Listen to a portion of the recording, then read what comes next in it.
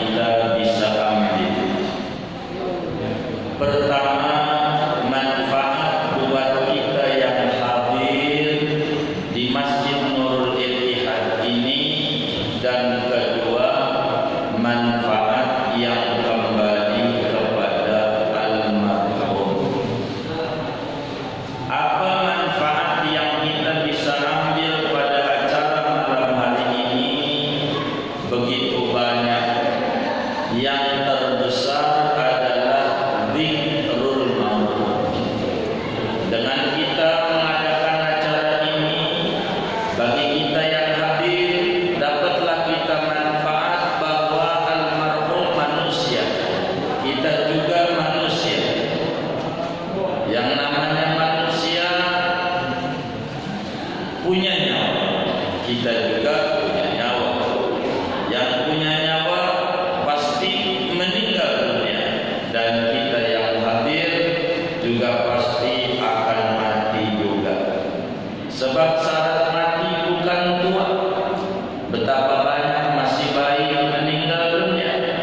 Syarat mati bukan ada virus. Sebelum ada virus juga mati. Banyak kalau mau diumumin mah. Banyak enggak? Banyak enggak? Banyak. Begitu. Sekarang ada virus. Begitu. Banyak enggak yang meninggal? Ini virus sudah habis.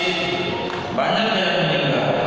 Sebab syarat mati adalah hidup, dan itu ada pada kita semua.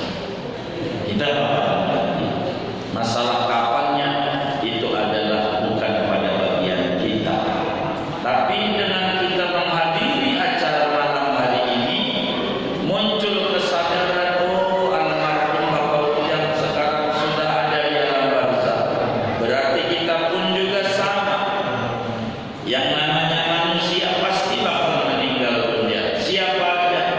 Jangankan kita orang biasa, nabi, rasul, makhluk Allah yang paling tinggi meninggal juga, saudara. Sebab ini bukan hubungan Allah benci, Allah sayang, tapi urusannya dengan masa kontrak kita di alam dunia yang sudah habis.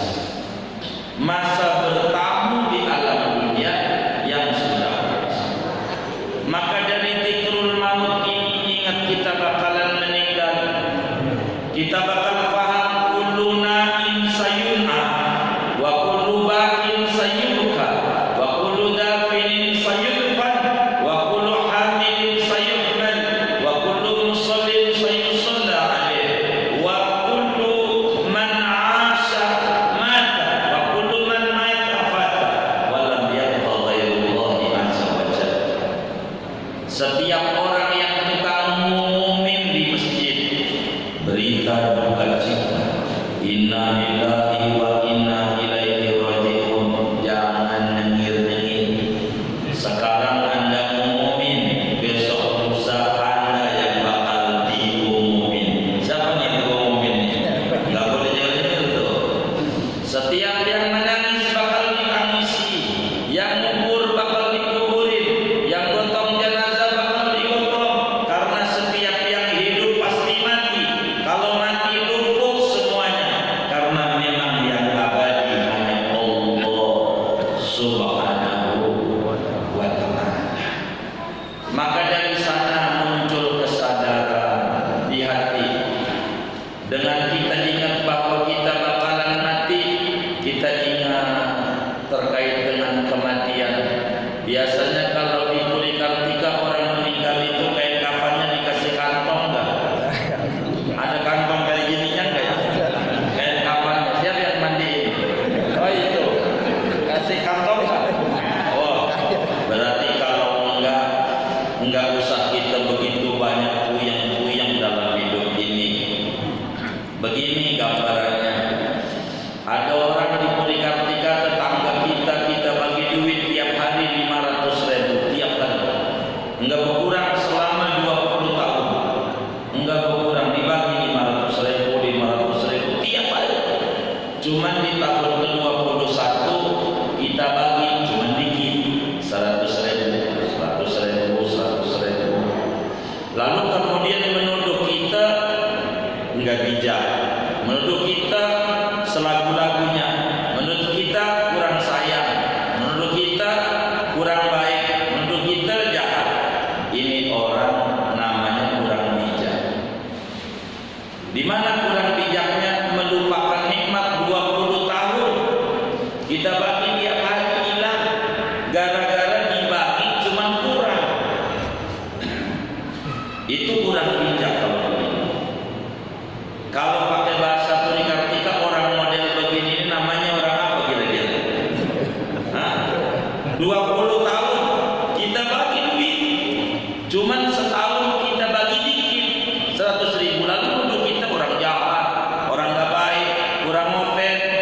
Kalau bahasa orang Purikartika, orang model begini itu orang apa namanya? Songong. Songong ini bahasa Inggris yang jadi bahasa Betawi sudah. Songong artinya lagu. Kalau orang tuh banyak lagunya namanya songong. Songong. Nah, begitu kita bertahun-tahun dikasih aman sama Allah, bertahun-tahun bukan 20 tahun, kasih normal hidup dan kehidupan kita, cuman setahun doang. Kemarin 3 Maret ulang tahun ke-1 corona. Setahun itu juga masih dikasih nikmat, bukan tidak. Satu, kita masih hidup. Hidup enggak? Hidup. Kita masih sehat. Sehat nggak kita ini? Ini yang di masjid ini sehat nggak ini? Kalau yang diem-diem ini kalau sakit doang. Sehat nggak kita? Sehat. Masih enak makan nggak? Berapa kali sehari? 3 kali. Udah termasuk mie belum? Udah termasuk mie belum? Belum. Bakso, batagor, siomay. Mau apa ngeluh? Maukah kita jadi orang sombong sama Allah? Nikmat yang begitu banyak yang Allah berikan sama kita hanya gara-gara dikurangi sama Allah, bukan kan diberi. Lalu kita ngeluh jelek-jelekin Allah, malah tambah mundur, kurang mau ke masjid. Bahaya, rugi kita. Kan kita bakalan mati seperti almarhum. Kalau diberikan 3 ini nyebutnya mati atau meninggal sih? Mati atau meninggal? Meninggal. Inna sholati wa nusuki wa mahyaya wa meninggal. Mati atau meninggal? Dia udah terserah bahasanya.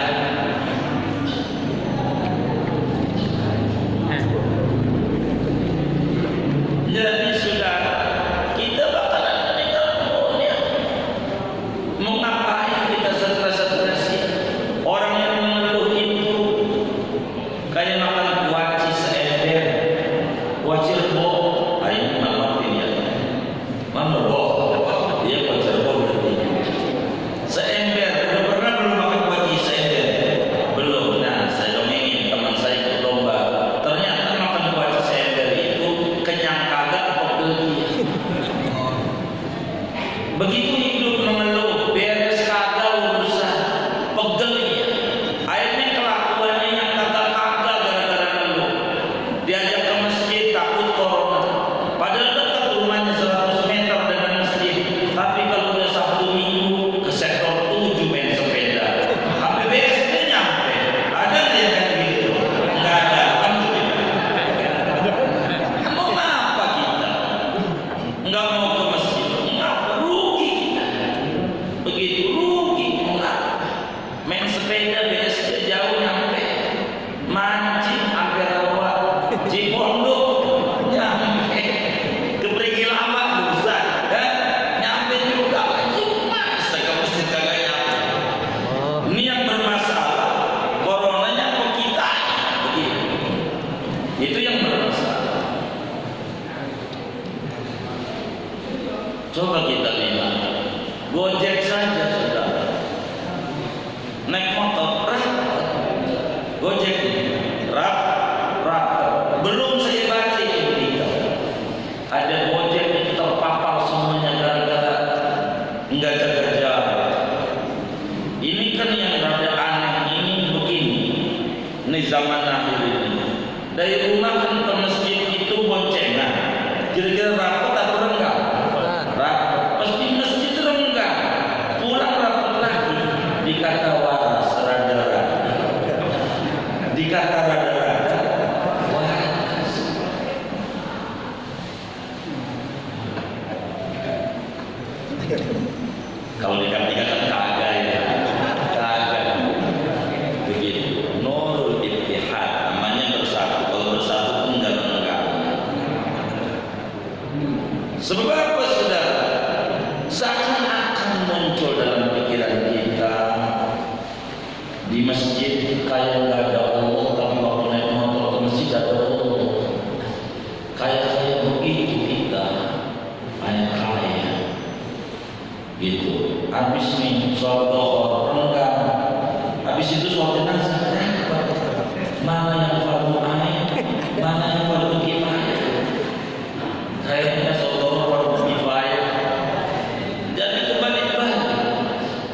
disebut zaman rada-rada. Dikata waras rada-rada, dikata rada-rada. Kalau di kampung kita kan nggak ada ya. Alhamdulillah. Kalau orang tua dulu jelas. Ini dulu kan Kartika ini kira-kira sawah nih kan dulunya ya. Ini siapa nih yang tahu? Dulunya sawah bukan ya? Oh, sawah dulunya. Berarti orang dulu tahu. Itu yang disemprot tuh. Semprot itu jelas. Padi yang disemprot. Padi yang disemprot jelas. Ini ada hama, takut padinya mati. Begitu, maka disemprot hama. Lah sekarang lapangan bola disemprot juga. Nyemprotin apa punya di situ lari jalan-jalan. Ada nggak yang gitu? Nggak ada, alhamdulillah. Begitu. Maka disebutlah zaman ini kata orang sono namanya new normal. Namanya new normal. Kalau kata orang Duren Sawit, new artinya baru. Normal waras, baru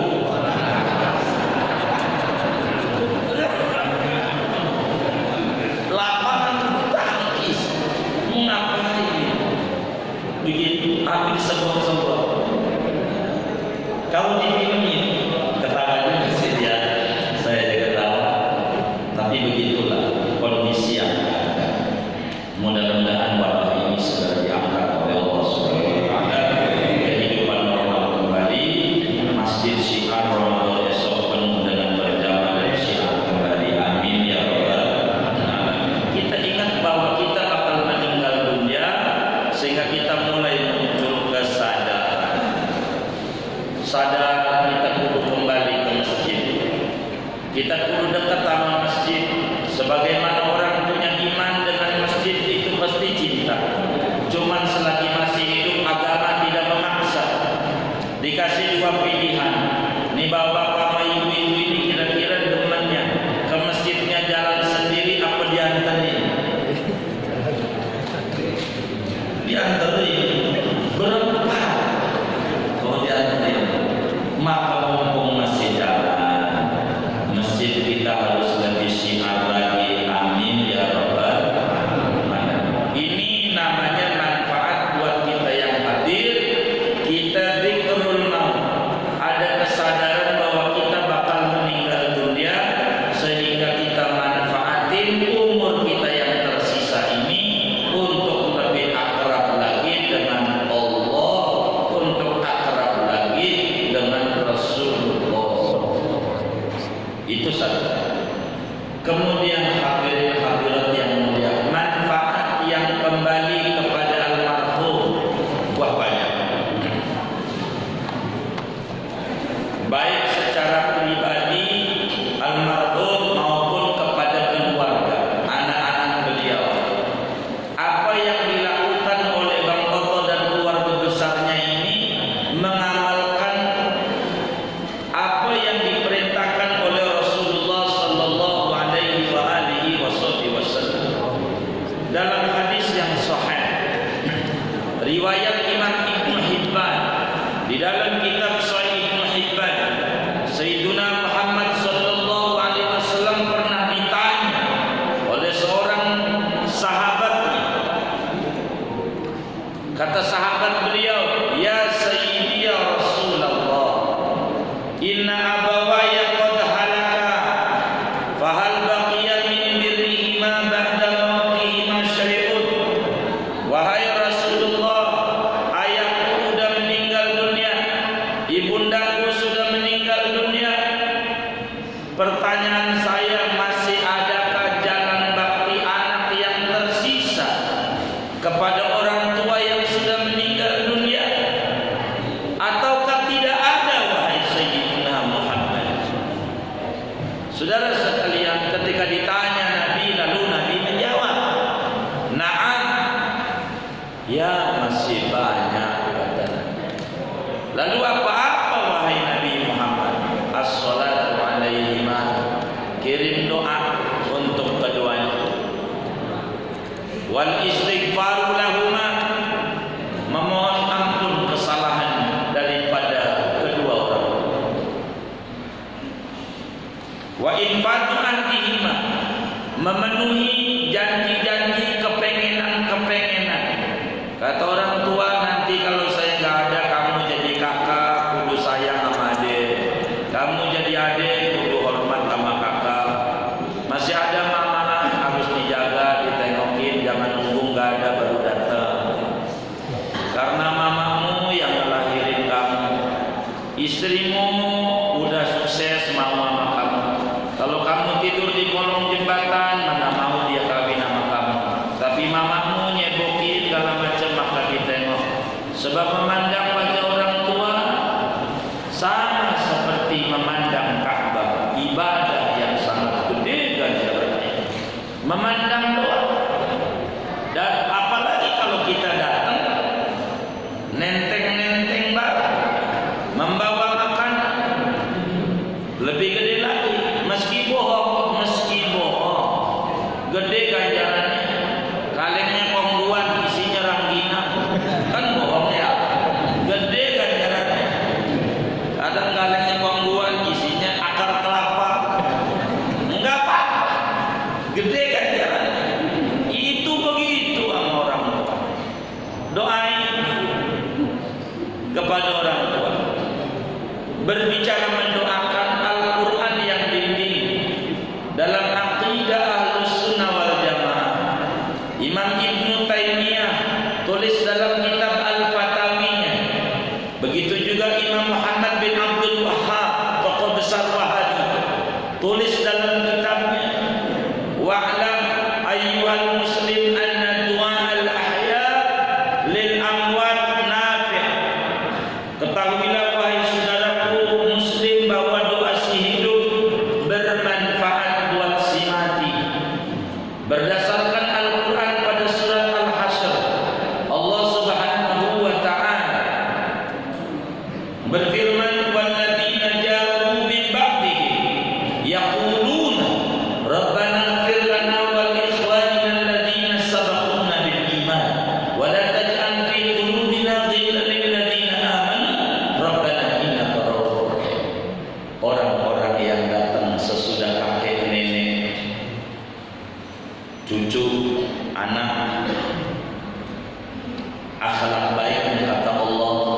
Imam Ibnu Katsir dalam tafsirnya pada bagian ini, inilah pujian Allah dan cara membimbing Allah buat kita. Yaquluna, akhlak baiknya selalu berdoa, mendoakan leluhur. Kayak ini bulan ruah, namanya ruahan, doain leluhur. Itu akhlak mulianya muslim. Bagaimana cara doainnya? Dibimbing sama Allah. Rabbana ighfir lana wa li ikhwanina alladzina sabaquna bil iman. Duhai Tuhan kami, ampuni dosa dan kesalahan kami dan saudara-saudara kami yang duluan beriman yang sekarang sudah di alam kubur. Allah yang menolong. Betapa manfaat. Jangankan udah mati, masih hidup, mau udah mati sama aja, wong Tuhannya sama. Bermanfaat. Amal orang lain itu bermanfaat buat orang lain. Begitulah kata Al-Quran. Sholat aja begitu, kalau sendiri ganjarannya. Karena ada makmum 27, walaupun satu. Siapa ini membuat 27? Imam? Enggak. Antara dia berdua.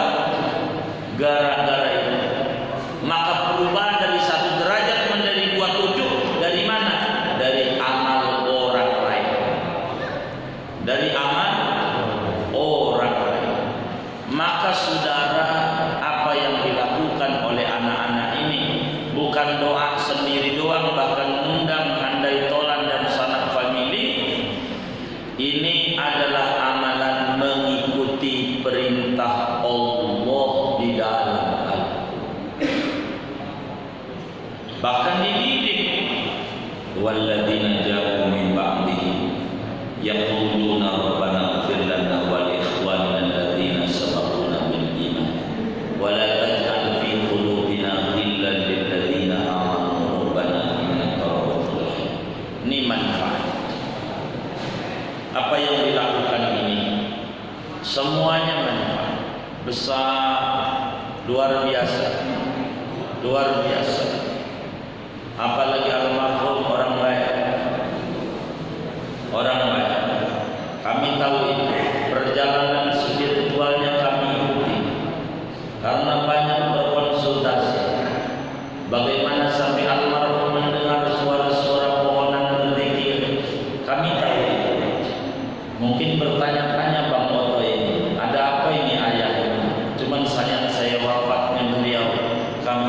tidak bisa untuk hadir meski kami berdoa bersama di malam itu dengan teman-teman majelis, karena kami kesulitan untuk hadir dengan waktu yang sempit untuk hadir. Begitu. Beliau ini luar biasa. Kami tahu orang soleh. Begitu orang soleh. Bahasanya tinggi itu biasa, normal, bahasa orang sederhana. Tapi artinya baik, lembut. Itu beliau. Beliau mengamalkan bikin at-taqwa. Kami tahu ini manaqib beliau, perjalanan hidup di usia senja yang kami ketahui. Membaca la ilaha illallah sampai 70.000 sudah dikerjakan. Membaca 10 sampai 100.000 kali. Bagaimana meningkatkan derajat di hadapan Allah. Akhirnya Allah muliakan beliau meninggal di hari Jumat. Nabi yang bilang begini, man mata yaumal jumu'ah aw lailataha amina min adzabil qabr. Siapa orang muslim wafat hari Jumat atau malam Jumat, dia bebas dari siksa kubur. Bebas. Alhamdulillah. Ini anugerah besar. Belum tentu kita bisa mendapatkan ini. Belum tentu. Ini namanya husnul khatimah khassah dalam bahasa Arab. Husnul khatimah istimewa. Bukan sekedar membawa iman dan Islam, tapi ada nilai plus lain. Itu luar biasa. Luar biasa. Perjalanan rohani. Kenapa saya harus dongengin? Disuruh juga oleh Nabi kita Muhammad sallallahu alaihi wasallam. Dalam hadis yang sahih itu, guru mahasina mautakum.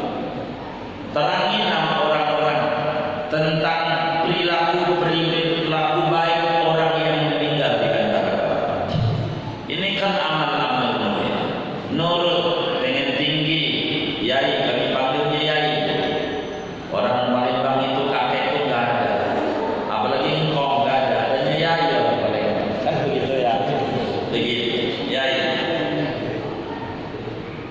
Saya bilang pengen tinggi derajat, iya, amal ini, nurut, selesai, dapat apa, ketemu apa dalam perjalanannya. Dia bercerita ini itu, suara ini, suara itu, ini bagus, pertahanin aja. Saya bilang bagus, karena ini perjalanan rohani yang belum tentu kita bisa mendapatkannya. Bagaimana sampai Allah bukakan hijab, mendengar suara tasbihnya pohon-pohon, subhanallah wa bihamdihi subhanallahil azim. Bagaimana mendengar itu? Ada yang diberikan kurnia, ada orang masih muda, umurnya baru 30-an, orang kota Tangerang juga. Kemudian saya paham, guru, apa yang Anda paham? Kenapa pohon kelapa itu hidup di mana saja? Iya, apa yang kamu ketahui? Boleh saya ceritakan? Boleh. Lalu dia ceritakan. Ya, emang begitu. Jadi pohon kelapa itu kenapa? Apanya aja manfaat sudah. Pohon kelapa, batangnya bisa jadi balok, batangnya, buahnya bisa. Kelapa mudanya enak. Ini bentar lagi udah ramai nih Jalan Pondok Kacang Raya. Kelapa muda, begitu. Kelapa tuanya bagus, kelapa muda bagus, manfaat. Santannya manfaat, batoknya bagus. Orang Madura itu nyari batok itu buat bikin sate. Begitu. Sabuknya bagus, sapunya bagus, lidinya.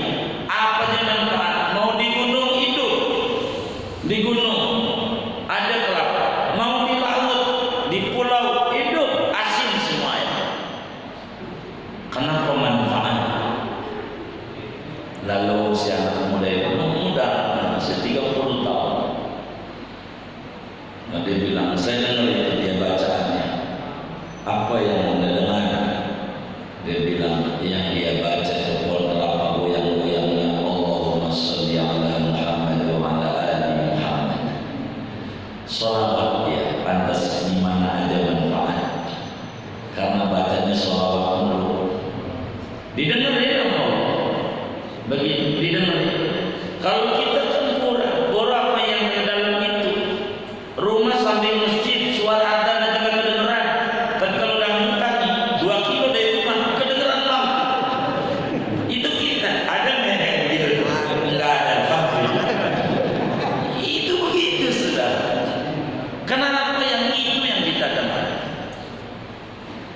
Ini beliau banyak, kami banyak tahu beliau berbicara perjalanan rohani, banyak bertanya ini, banyak bertanya itu, begitu.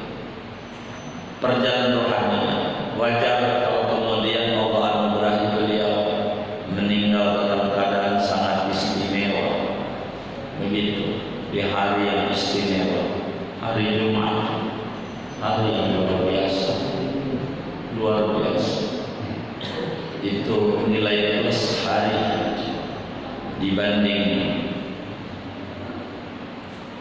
di samping kita membawa iman Islam. Ini luar biasa. Lalu mana dalil kemanfaatan acara yang dibuat ini? Di dalam kitab Sahihul Bukhari, saudara, Al-Imam Al-Bukhari riwayatkan hadis daripada Sayyidina Abdullah bin Abbas radhiyallahu anhuma. Ibnu Abbas sahabat Nabi, 3 tahun sebelum Nabi hijrah ke Madinah lahir. Nabi wafat umurnya baru 13 tahun. Namun cerdas, beliau hafal hadis 1660 hadis di luar kepala, tersebar dalam berbagai kitab hadis di Bukhari, Muslim, Abu Dawud, Tirmidzi, Nasai, Ibnu Majah, Muwatta, Musaddaq, seluruhnya kitab hadis itu ada daripada Imam Ibnu Abbas. Kata Ibnu Abbas begini, tapi ngomong sampai jam berapa nih saya ngomong ini? Tidak ada batas. Biar jelas. Nggak ada batas. Masa nggak ada batasnya? Yang bener aja. Dikasih batas lah. Masa ngomong nggak ada batasnya? Jam 9 lewat 10 menit, lewat 10 pas itu. Sampai jam berapa ya? Biar enak saya ngomong ini. Jam 12. Hah? Jam 12. Jam 12. Ya kali nggak boleh. Saya ini harus ngisi acara di KPN. Bener lah. Sampai jam berapa? 10. Iya, Pak. Hah? Siap. Enggak, yang bener aja. Baik, siap. Masih ada waktu 45 menit secukupnya. Dalam kitab Sahihul Bukhari, Imam Bukhari meriwayatkan hadis. Moga kita semua diberi rezeki yang luas oleh Allah. Kita ziarah ke makamnya Imam Bukhari di Uzbekistan. Uzbek. Nah, anaknya Ibnu Abbas makamnya di Uzbek, namanya Usah. Ada Imam Bukhari, Imam Tirmidzi, makamnya di sana. Begitu di Uzbek, termasuk sahabat Nabi ini anaknya Ibnu Abbas. Ibnu Abbas makamnya di Taif, tapi anaknya Usah ada di Uzbek. Bagus makamnya, luar biasa. Kata Ibnu Abbas, marron Nabi sallallahu alaihi wasallam bil qabrain wa huma yu'adzabani wa ma yu'adzabani fi kabir. Amma ahaduhuma fa kana la yastanzihu min al-bawl wa amma al-akhar fa kana yamshi bil namimah.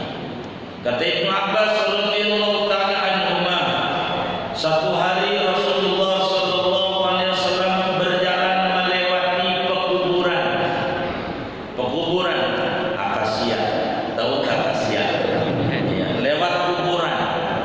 Nabi lagi jalan ke kuburan, lalu Nabi dibukakan hijab oleh Allah. Dibukakan hijab itu diperlihatkan sesuatu yang gaib, namanya hijab. Dinding tirai pembatas tentang hal-hal yang non indrawi. Ada 2 orang di pekuburan itu yang sedang disiksa berat. 2 orang.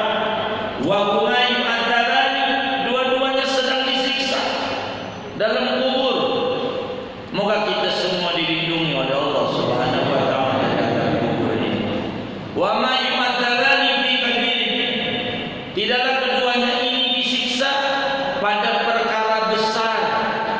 Disiksa menurut dia waktu hidup perkara sepele, tapi ketika udah dikubur ternyata ini besar dampak buruknya.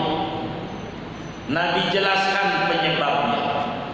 Kata Nabi, amma ahaduhuma fa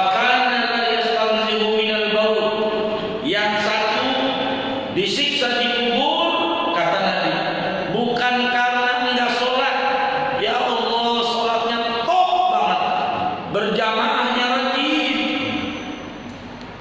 tahajudnya rajin, duhanya rajin, tapi dikubur disiksa.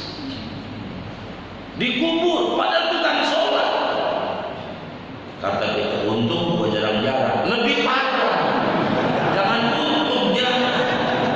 Ini yang tukang sholat nih. Tukang sholat disiksa dikubur. Sholatnya rajin, sunnah rajin, tapi dikubur disiksa. Kenapa? Amma ahaduhuma fakana la yastanzihu minal baul. Yang ini bukan sholat, bukan enggak sholat tahajud, bukan enggak sholat sunnah, cuman enggak ngerti najis, tidak ngerti najis, enggak paham, tidak bebersih dari kencing, yakni dari najis. Bagaimana cara nyuci ompol anak sama baju lakinya enggak ngerti. Digabung nih bocah ompol, dia kencing aja tuh bocah ompol, lalu kemudian dimasukin dalam ember. Airnya kan nggak ada 216 liter, ada nggak? Mesin cuci dah ada nggak? Nggak ada. Ember aja dulu ya contohnya. Ember dulu sebelum ngomong mesin cuci. Lah kena ompol anak lah airnya najis, kasih baju lakinya masuk, lah kan najis, baju lakinya najis. Habis begitu nyari lagi air, isi di keran buat bilasin. Ini air masukin lagi di pakaian kemari. Najis wong enggak ada 2 kula. Idza balagal ma'u qullatan lam yahmil khabatsan. Makumnya bila air tidak mencapai 2 kula terkena najis jadi najis. Airnya diperes, dikeringin, kasih molto wangi enggak? Wangi, jemur, kering enggak? Kering, pakai sholat. Sah nggak sholatnya? Kagak, sebab ada najisnya. Banyak dikubur disiksa gara-gara begitu. Sholat rajin gara-gara najis. Belum lagi anaknya ngompol, kencing di lantai, di rumahnya kencing. Bilang sama pembantunya, "Mbak, nih si Dede nih ngompol." "Iya baik." Ambil kain pel namanya ya, kain pel. Bawa air saya pel, gosok, lah kan nempel kencingnya di kain pel, masukin di ember. Air di embernya najis nggak? Najis nggak? Najis. Air ember. Kata kita, "Pak, sekalian kamar juga belum." Jadi kamar juga. Lakinya pulang kerja, begitu buru-buru dia sholat dari kamar mandi, nggak pakai sendal.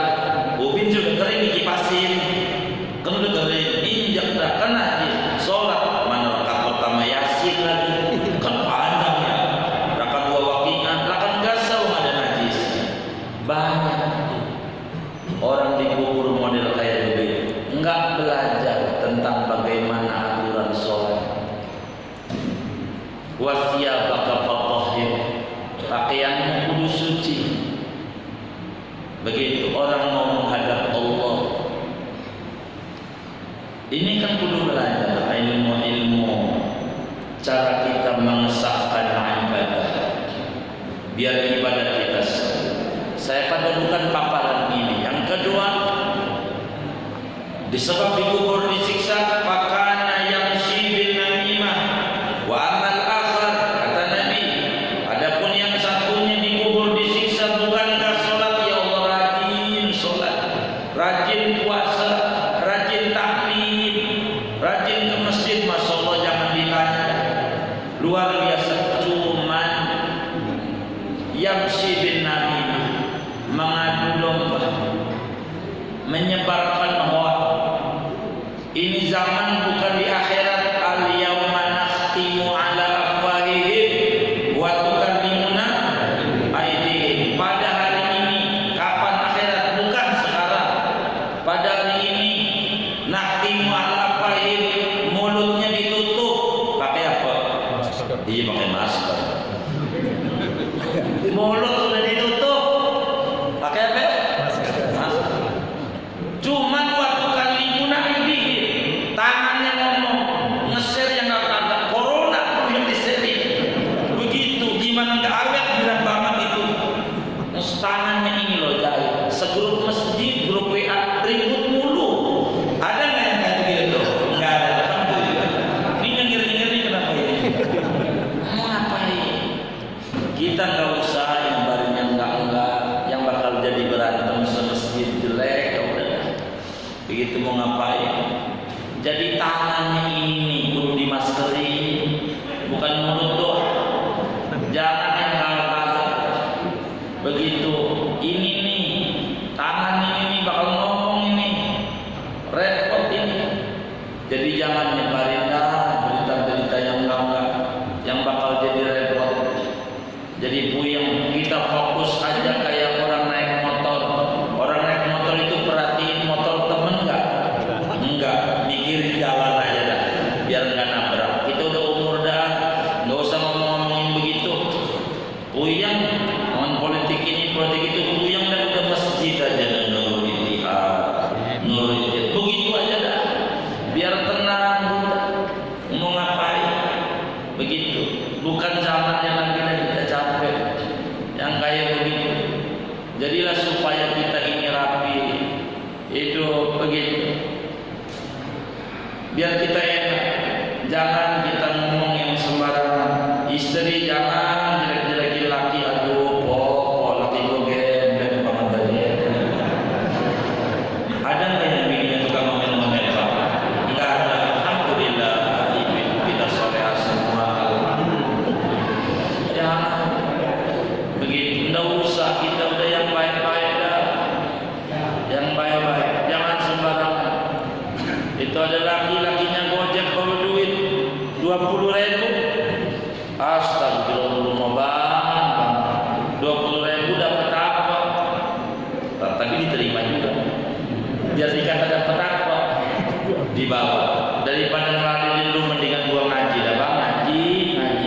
Dia pergi ngaji ke masjid. Di jalanan bilang sama temennya, ada receh gak po? Apa gua mau nuker? Katanya 20.000 kecil. Mau dibawa ke kotak amal masjid. Ini kudu ditukar juga. Masih gede. Ada nggak yang kayak begitu? Iya kan. Tapi lakinya sabar, alhamdulillah sabar. Besok lagi duit belum dapat di zaman kayak begini, bawa pulang dikit ngomel. Akhirnya dia bawa duit dikit. Daripada bogel, akhirnya lakinya besok alhamdulillah bersyukur dapat rezeki banyak. Dia bawa dulu 8 juta. Ini mah 8 juta udah luar biasa. 8 juta bang mau makan apa? Mau mandi air hangat? 8 juta ya kan? Gitu makan disediain. Baru habis itu bang motornya kemana? Lah gue jual motor.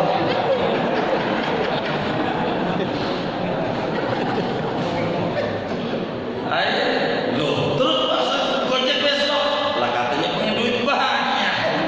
Begitu. Lu menggetek bang getek, jangan lagi. Kita harus baik, harus baik. Bahaya di alam kubur kalau kita nyebarin berita orang, kita begini, kita begitu, udah bukan zamannya. Begitu kita dibikin enak aja. Ada teman kita nge-share piring kosong, tulisannya Telaga Sampir. Ini bikin ngiler aja orangnya. Jangan, mungkin dia diajak temannya, udah begitu aja. Jadi biar nggak ribut di grup tuh, biasa aja, jadi tenang. Ini mulai nge-share begini. Yang jadi ribut, padahal bukan juga ngata-ngatain kita, bukan.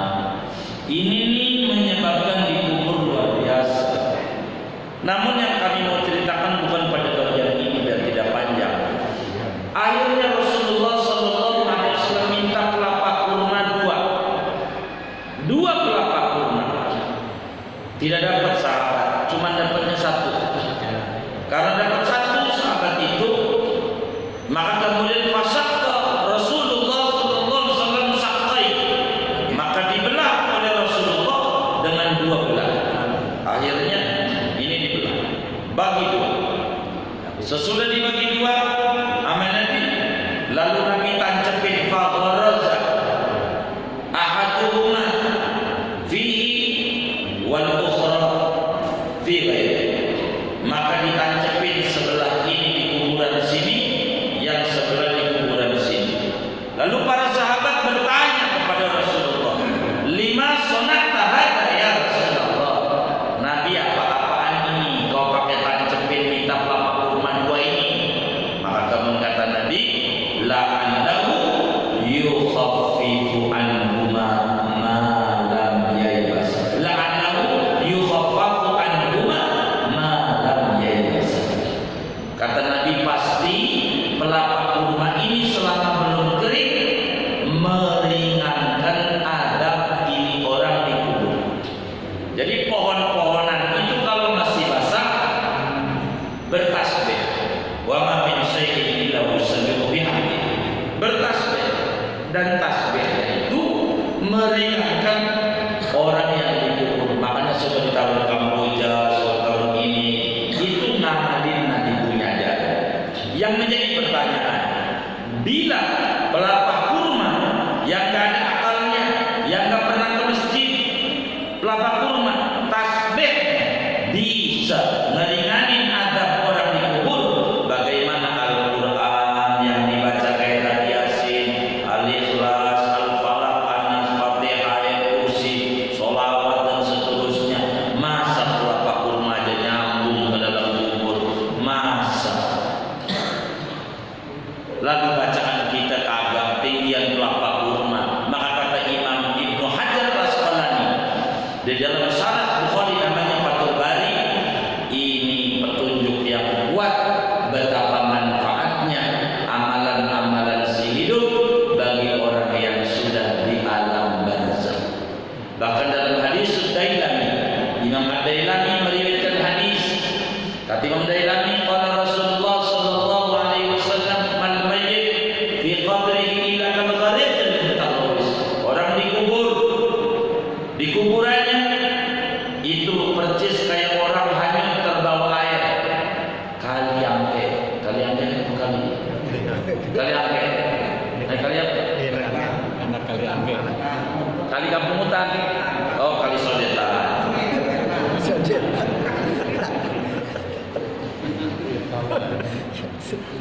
Jadi orang yang hanyut ke bawah air, orang yang hanyut, yang namanya hanyut kita paham, Nabi ini memudahkan Muslim mencerna agama.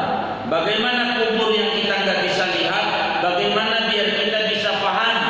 Maka Nabi sampaikan dengan logika sehat, orang dikubur itu kayak orang karung, hanyut terbawa air. Yang namanya orang hanyut, logika kita jalan, pasti kerjaannya minta tolong. Cara nolongnya nggak sama sama orang di darat. Orang yang hanyut sama orang di darat beda. Cara nolongnya nggak sama.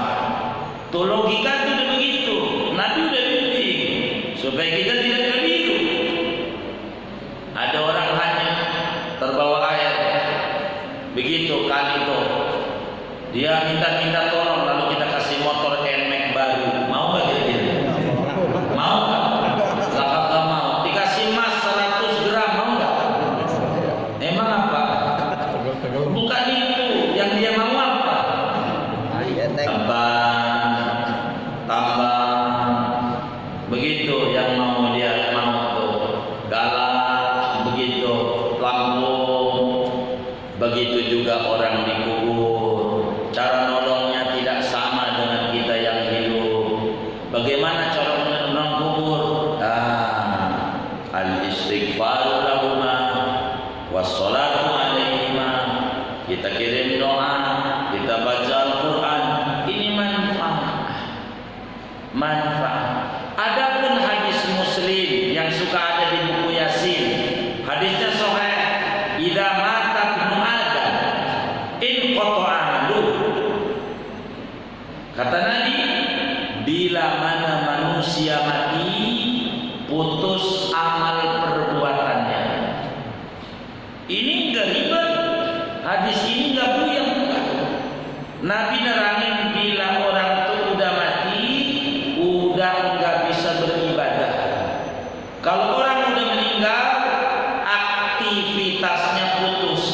Orang leasing aja udah langsung lunas kalau mati. Bener nggak? Tuh mati. Inqata amalu. Orang kalau udah mati udah nggak bisa ibadah. Begitu kata Nabi. Hadis itu menerangi begitu doang.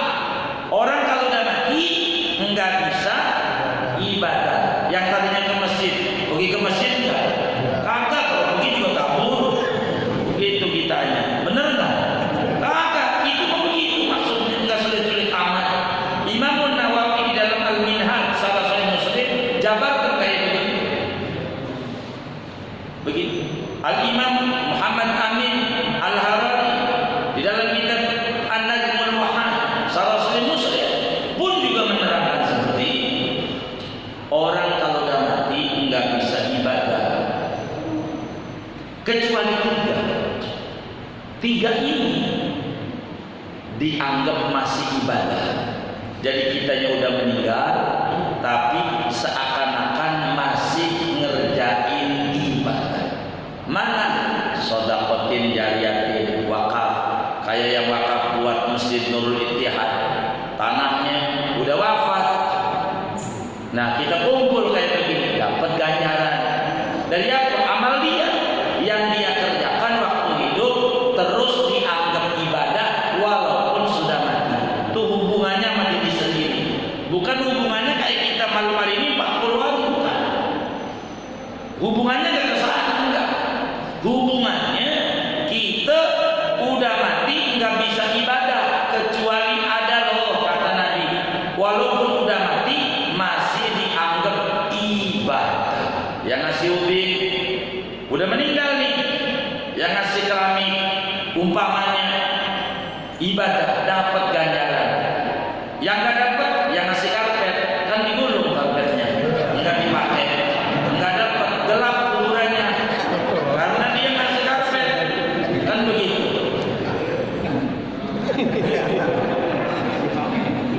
Enggak dipakai, dia bakal nuntut, merbot yang dituntut, karena yang gulung merbot. Di akhirat kenapa kuburan saya gelap? Kuburannya ini masalah karpet itu loh digulung. Lah kagak ada dia, karpetnya digulung, nggak ada. Maka akhirnya dia gelap, tuntut, merbot ternyata yang gulung. Merbot takut, saya disuruh digulung.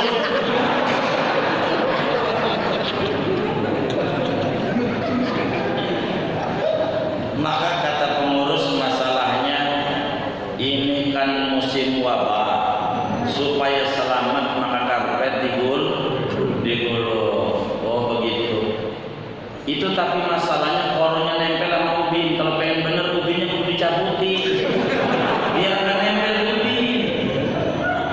Oh begitu ya. Tapi udah akhirat masalahnya, gak repot dah. Begitu udah akhirat ya kan. Untung masih di dunia, masih di dunia. Maka yang ubin nih, yang nyengir-nyengir, alhamdulillah terus saja dia dapat kiriman karena dia dipakai dimanfaatin, dapat kiriman ubinnya. Maka kemudian itu saudara sedekah jariyah. Kedua, au ilmin yuntafa'u bihi, ilmu yang diambil manfaat. Apakah dia mengajar, apa dia menulis buku atau apa, dan alhamdulillah di beliau ini rajin, demen nulis buku gratis dibagi-bagi sama orang. Kadang kami disuruh mengoreksi karena berbicara bahasa Arab ini, tapi tulisannya bagus. Kami banyak memiliki buku beliau, judulnya ada judulnya Yai Merenung. Anak-anak itu baca itu, tulisan abahnya cakep, itu luar biasa. Karena ini perjalanan spiritual dia, luar biasa. Itu manfaat. Bila dibaca, kami sering baca. Sudah nggak adanya kangen nih amal marhum, saya baca bukunya. Begitu judulnya Yai Merenung, bagus. Baca, itu dapat manfaat. Begitu namanya ilmu manfaat. Ketiga, waladin soleh, punya anak. Ini kayak bapak nih, orang tuanya udah meninggal dikubur, bapak ngaji di masjid. Kayak malam ini nih, dapat orang tuanya, oh anakmu lagi ngaji di masjid. Ini ganjaran, begitu dapat, begitu. Ada yang dapatnya dikit, lo kenapa dikit? Ngantuk anakmu, ngantuk. Dikit dia, oh ngantuk ya, dikit. Tapi kan masih dapat daripada nggak dapat ya kan. Alhamdulillah. Itu begitu. Alhamdulillah Rasulullah. Itu kayak begini. Awaladin sholih. Ini namanya amalan sendiri. Karena anak itu kenapa? Anak itu hasil usaha kita. Malam-malam keluar dia. Maka anak itu apa yang dilakukan oleh dia, ganjarannya nyampe sama kita. Tanpa perlu doa. Kalau seperti Bang Oto, nggak perlu ya Allah, ini sodako buat Baba, nggak perlu. Nggak ngomong begitu juga udah nyampe anak. Klik otomatis. Udah otomatis. Anak orang tua terus kan. Itu begitu. Kalau nyampe enggak, kencing kita, paman kita, bibi kita, enggak perlu disebut dia. Kalau orang tua ini tarikannya ke sana. Tarikannya. Ini lagi ngomongin amalan kita walaupun udah mati masih terus ngalir. Enggak ngomongin acara malam hari ini. Bagaimana sih hidup para handai tolan, bersedekah, baca Quran, ganjarannya buat almarhum. Bukan ini. Ini enggak ngomongin itu, enggak ada barang dikit. Enggak ketemu pada bagian ini. Ini bagian tentang kita kalau udah mati enggak bisa beraktivitas. Hanya begitu. Tidak ngomongin nyampe dan tidak nyampe. Ini Nabi bilang enggak nyampe. Enggak. Nabi bilang idza mata ada inqata'a. Orang kalau udah mati tidak bisa beraktivitas. Inqata'a amal. Amal itu aktivitas ibadah. Udah putus. Kalau kita udah mati. Begitu. Makanya mumpung masih hidup kita banyak ibadah. Ngomong yang bagus, nge-share yang bagus. Jangan yang enggak. Begitu. Dia nulis status WA, lapar nih, mana kenyang. Pergi ke warteg sono. Kalau lapar jangan kayak begitu, nulis yang bagus biar orang mengambil manfaat dari tulisan-tulisan kita. Dan surat Yasin yang tadi dibaca, inna nahnu nuhyil mauta. Sesungguhnya kami akan menghidupkan orang yang mati. Wa naktubu ma qaddamu wa atharu. Kami akan catat, kami tulis amalan yang dia lakukan. Waktu itu wa atharuhum, dan bekas-bekas mereka, sedekah jariyah, ilmu anak-anaknya itu dapat nilai. Berbahagia almarhum 40 hari kayak begini ramenya. Ini amal yang mulia, kita belum tentu kita meninggal kayak begini ramenya. Ini bukan karena apa-apa, karena dorongan dari Allah. Begitu demi memuliakan almarhum, maka kita pun juga jadi hadir di masjid ini. Saudara-saudara sekalian, banyak manfaat-manfaat yang kembali kepada orang yang sudah meninggal. Begitu, dan ini sebagai bukti dan yakin, aku yakin anak-anak almarhum mengeluarkan makanan ini itu semuanya Allah balas berlipat-lipat gandanya. Yakin begitu. Sebab di dalam kitab Tabiul Ghafilin belum tamat pengajiannya. Ada bunyi begini. Ittafaqa ashabul Rasulillah sallallahu alaihi wasallam ala anna min asbabi dhailil maisha taqaddum lil walidain. Sepakat seluruh sahabat-sahabat Nabi 124.000 orang sepakat bahwa seretnya jalan rezeki kita, seretnya jalan rezeki kita karena kurang kirim doa buat orang. Kalau kita seret, ada yang mandang saluran rezeki kita, cek dulu pada bagian ini. Banyak di zaman akhir ini orang tua yang ngeluhin perilaku anak-anaknya. Banyak. Padahal penyebabnya dirinya. Tidak sedikit orang tua yang kurang baik dalam agama. Dalam pandangan agama kurang baik. Betapa anaknya ke mall diajak.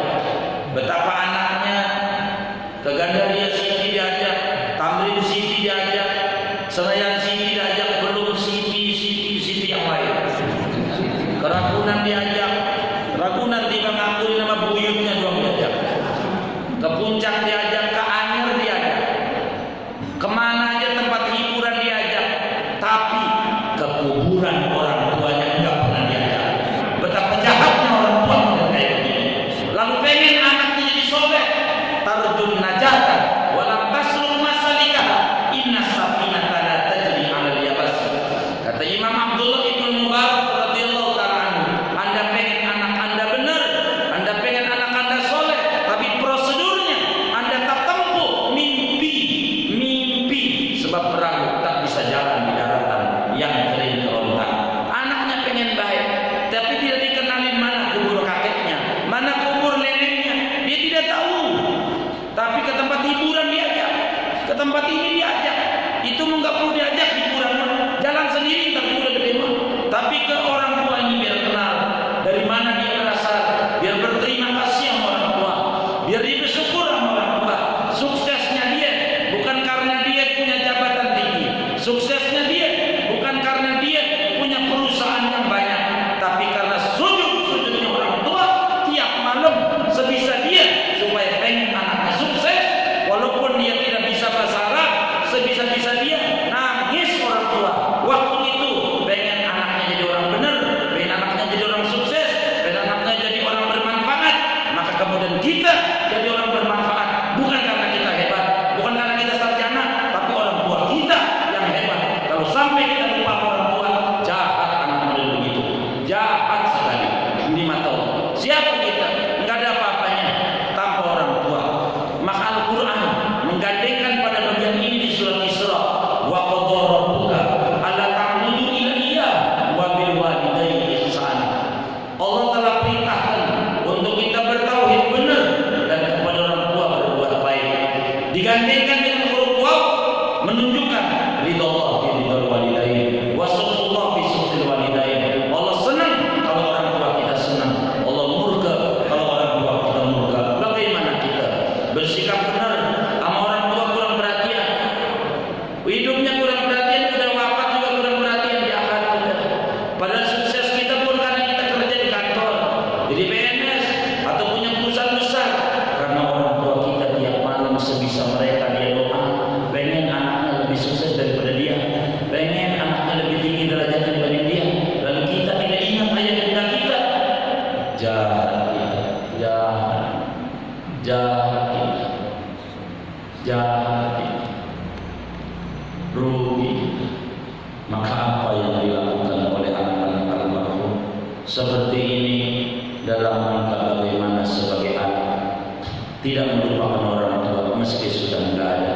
Maka acara ini dalam rangka mengamalkan ajaran yang diajarkan oleh Sayyidina Muhammad sallallahu alaihi wasallam. Kita nggak mau mikirin judulnya, apakah 40 hari, apa konten isi yang harus diperdebatkan.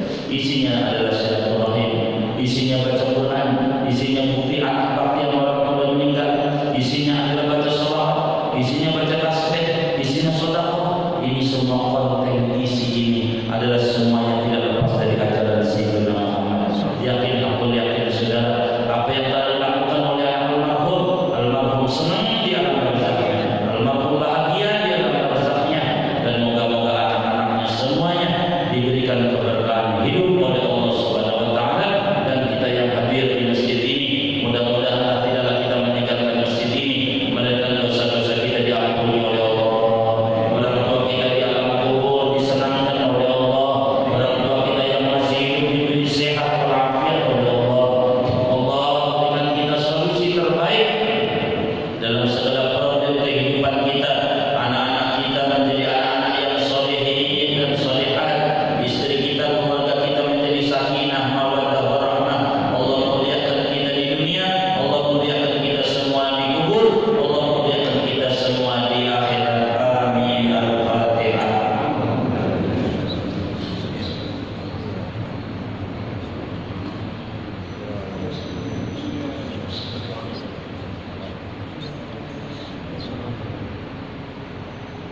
Allahumma bihamdika